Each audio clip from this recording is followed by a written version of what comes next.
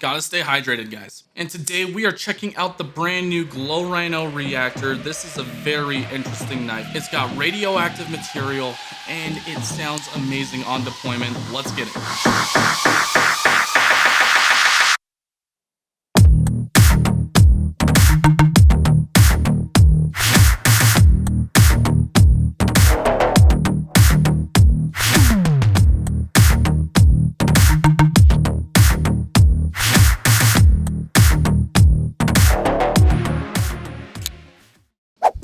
What's going on, guys? Welcome back to Everyday Minimalist. My name is Brandon and today we are checking out the brand new Glow Rhino Reactor. This guy has been in my pockets for about 2 months now and I'm ready to give you guys my full review. I wanted to give a huge shout out to Glow Rhino for sending this out 2 months pre-release. I'm thankful to have that opportunity to put this in the pocket and use it. In this video, we're going to talk about all the negatives, positives, and what my overall impressions are on this knife. Now guys, if you don't know who Glow Rhino is, they are the guys that have invented this guy here. This is the Glow Rhino Titanium Pry Bar. I've had this one for almost a year now and it has been amazing to use. The thing that makes Glow Rhino a lot more special than a lot of the other companies out there is they use a radioactive material called tritium. Now if you guys don't know what tritium is, it's that little insert here that actually glows in the dark.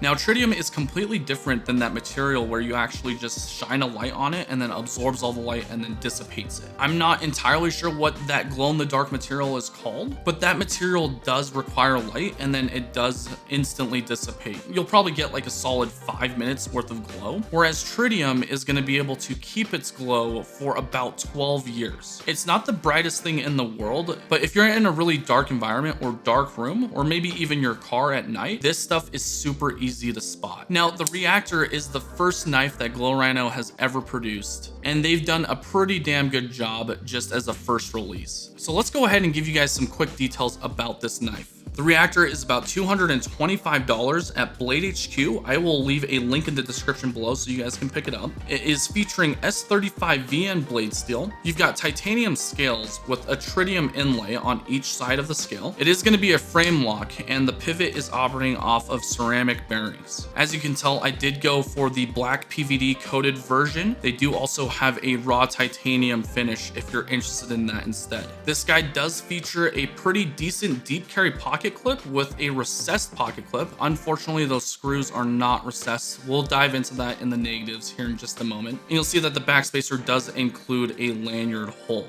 Okay, so now that we've got all that stuff kind of put away, let's go ahead and dive right into the negatives. The very first negative I have on this knife is going to be the price. Now, again, guys, I've had this knife for about 2 months. When Glow Rhino first sent this knife out to me, they had no price or MSRP available, so I had no idea what this thing was going to cost. And to be frank with you, I actually set a price in my mind before it was actually announced. That price was about 150 to 180 bucks, and that was just my raw guesstimate. That's what it felt like it was worth. When I saw that $225 price point for this thing, I was just in awe. Like, yeah, this is going to be their first knife ever, but they could have done a little bit better with the pricing. The second thing that kind of just blared out me on the list was that blade material. For $225, I would expect M390 or like 20 CV steel. Instead, they went with S35 VN blade steel.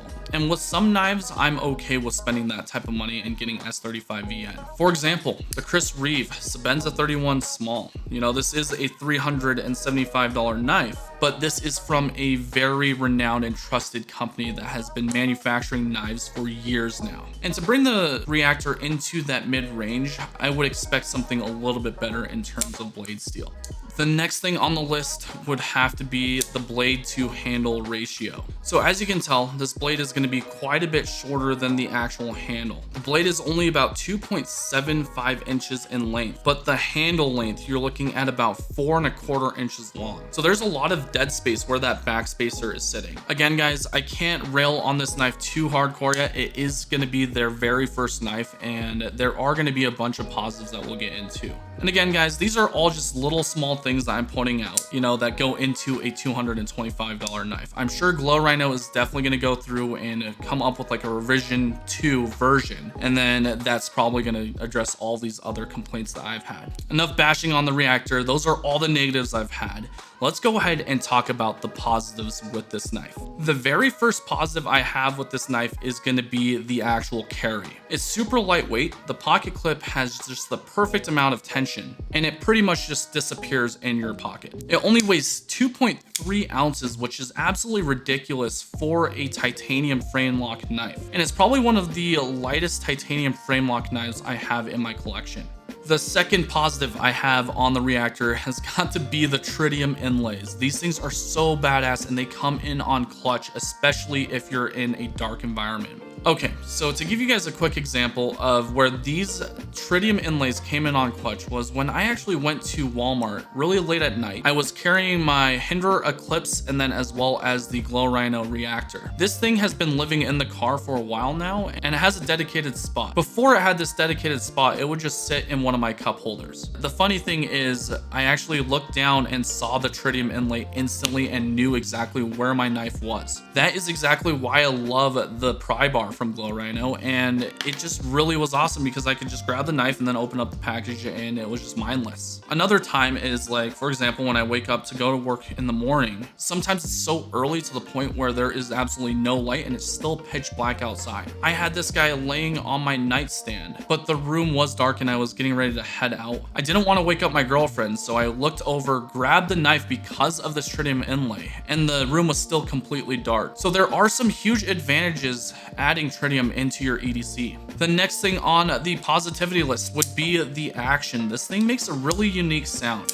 It just has this really weird ting to it that none of my other knives can produce. It might be because of the detent, I have no idea, but it sounds great. If Glow Rhino could just lighten up that detent just a tad, I think this would be near perfect. The frame lock is also pretty nice. It does have this really nice steel insert there on the titanium, so it will last a very long time and not wear. Aside from that, guys, there you go. There is the Glow Rhino Reactor. My overall impressions are, it's pretty decent. You know, the reason why this thing is probably so expensive is because of the Tritium inlays. That stuff is definitely not cheap. If Glow Rhino is watching this, I think they should really focus on some of the negatives and then just hash all that stuff out on a second revision. This thing can be absolutely great. And I believe even if you stepped it up to a $300 price tag, increased the blade length just a tad, went with better blade material, then you've got a pretty sweet knife. All right, so to conclude everything, I think this knife is great. If you're someone that's gonna be wearing, you know, more athletic shorts or want your knife to just disappear in the pocket entirely, this thing is great to be a lightweight carry. If you're in a dark environment or wake up in a dark environment and need to locate your knife in a moment's notice, then this is gonna be a great purchase. If you wanna support Glow Rhino, because I have from the very beginning, they make some awesome products, including Tritium keychains. They just released bug out scales. I believe they have Spyderco PM2 scales that have the Tritium inlays in them. They are a great company. This is just their first knife that they've produced. Aside from that, guys, there is the Glow Rhino Reactor, a pretty sweet knife. I definitely suggest that you guys go ahead and check it out. Now, guys, moving forward, I'm going to be bringing a lot more budget knives to this channel because a lot of you guys have been asking for it. We'll be checking out a bunch of the new Civivi knives. Blade Show's right around the corner. I'm actually not going to be attending that. I'm going to try to get to Blade Show West, which is in California, and I'm very close to that here in Utah. So hopefully I can get some of these new releases coming here, Blade Show 2021. Thank you so much for dropping by. If you haven't subscribed already, feel free to hit that subscribe button, ring that bell icon if you enjoy EDC and knife content, and we'll catch you on the next one. Peace out.